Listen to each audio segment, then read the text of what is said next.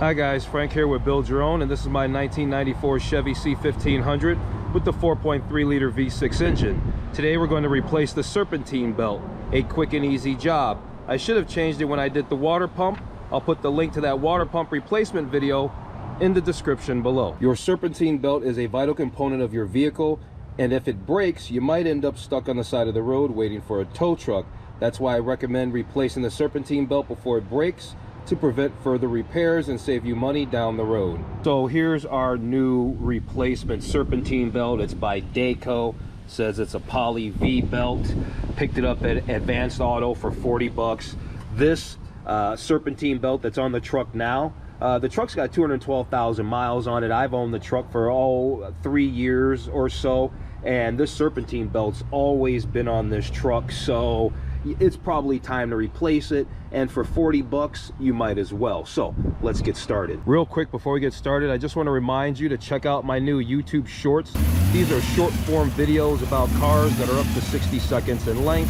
I think they're cool and you should check them out.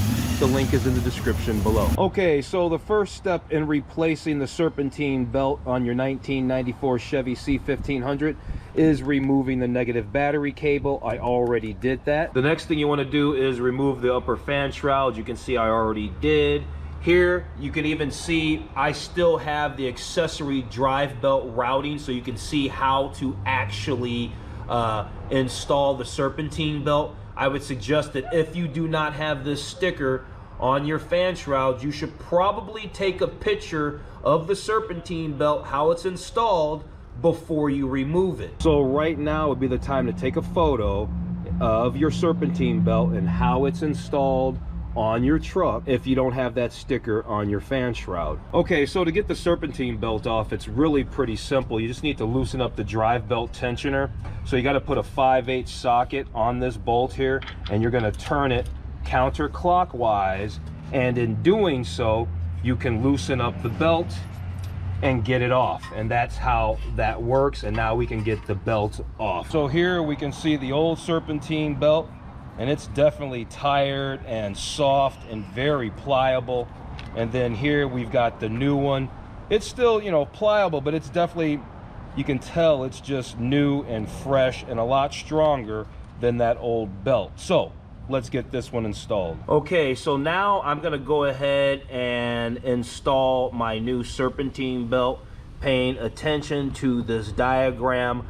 My truck has AC and it does not have an air pump, which reminds me to talk to you really quick about the air pump. Let's have a quick talk about the air pump. The air pump is also called the smog pump, and on Chevy V8s and the 4.3 liter V6 as well, I think that pump would be mounted down here. I saw another diagram where it was mounted up high. It's another pump that's similar to size to your AC, and it's going to be belt driven. You're either going to have it or not, and that's how you're going to know, because when you get your Serpentine belt, they're going to ask you a couple of questions. One, do you have AC?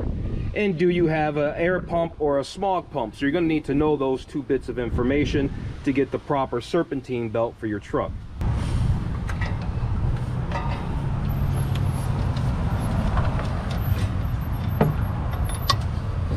Okay, so I got the Serpentine belt on, and it was super tight. It took a lot of work to actually crank this thing all the way over, far enough up to loop it over here. But I've checked it against the diagram. Everything's good. That just tells me that this old one was really loose and stretchy. And it makes me wonder, you know, I always thought that when I turn my lights on at night, the alternator, you know, I see my volts go down a little bit. I wonder if that's going to change with this tighter belt. It's definitely tight, but there's some slack in there. It's the right size belt, because I was questioning it for a minute, but it's all on there. So all you really need to do now, after you slip it back on and double check that it's correct to the diagram, is put your shroud back on, your upper fan shroud back on, and connect back up the negative battery cable. So let's do that. Okay, we got the new Serpentine belt installed on the truck. You can see that it's running. Truck sounds fantastic, sounds even quieter. I can't wait to drive it. This is awesome. Really happy with the truck. I'm feeling pretty complete on engine repairs at this time. We have other things to do, but I think we're going to do some other things besides engine repairs for now. All right, guys, I'm going to go ahead and wrap this video up. If you found this video on how to replace the Serpentine belt for your 1994 Chevy C1500 with the 4.3 liter V6 engine helpful, informative, or entertaining, please like, share, and subscribe to my channel. Thanks for watching.